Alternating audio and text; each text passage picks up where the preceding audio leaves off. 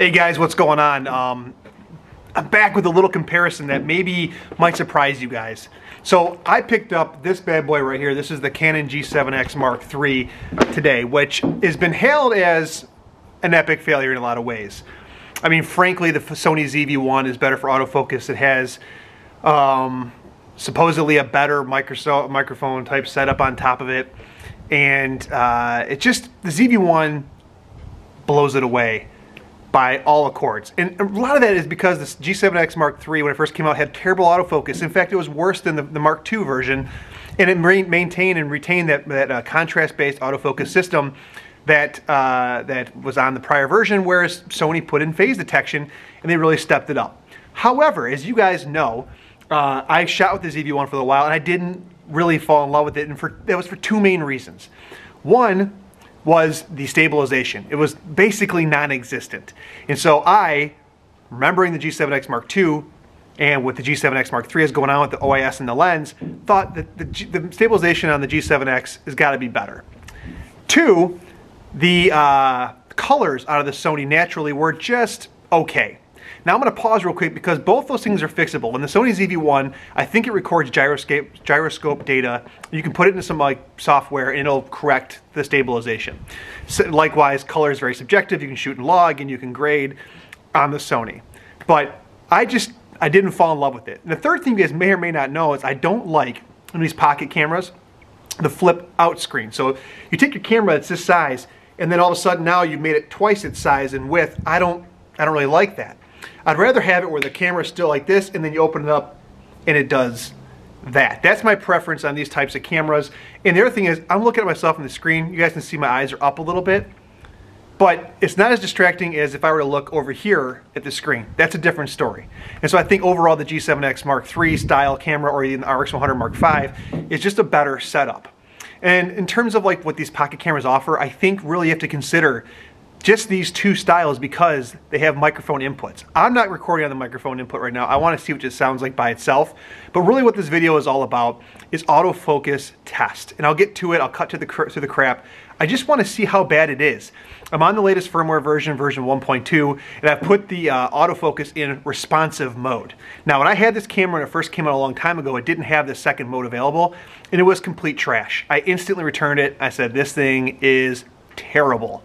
But now here we are. It's been a year or more later.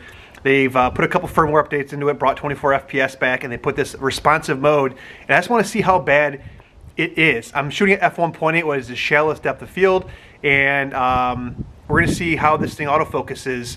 I've got it on face tracking right now, so I'm going to pump in and out of screen a little bit, and we'll see how it is just in regular light like this. And then I'll take you in my basement, which is much more dim, and we'll see how it really does, which is, I think, where I suspect it'll struggle. So, autofocus test commencing right now.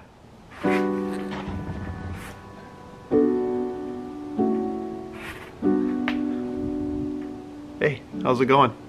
Not too bad, right? Is it keeping in focus?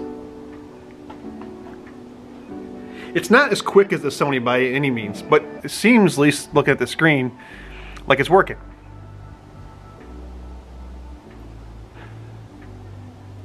That's not bad. That's not bad. Now, with the face tracking, I wonder, will it?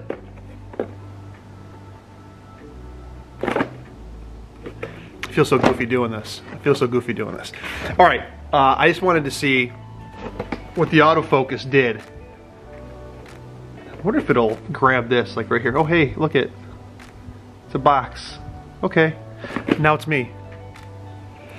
Let's go for a little walk. I'll actually just vlog with this to see how it does.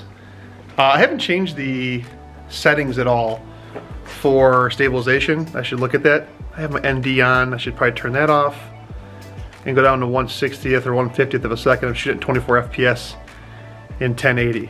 I'm going inside. Let me pause this and turn the ND filter off. Okay, it's a little overexposed right now, but as I go in my house, it'll get better. I turned the ND filter off. I'm at 1/50th. I'm shooting at 24 frames a second, and we're gonna go down to my basement. I'm gonna turn the light off actually, and we're gonna see just how it does. I mean, it's super dim down here. Actually, you know what I'll do? I'll leave this light on. Got a light right there, you guys see that? So there's some light as I go down, and I'll transition to a darker part of my basement. You guys can kind of see just how it does. It's backlit. Now it's super dark right now. And I see it adjusting the exposure for my face. And the question is it still keeping me in focus? I can't see. But it's very dim right now. I'm walking to my daughter's room, which is messy, and there's more natural light. Is it keeping my face? Or is it super soft? That is the question. Let's go backlit. And I have no idea if this is actually working. Went from a white light to a yellow light. It looks like it's taking a second on the screen.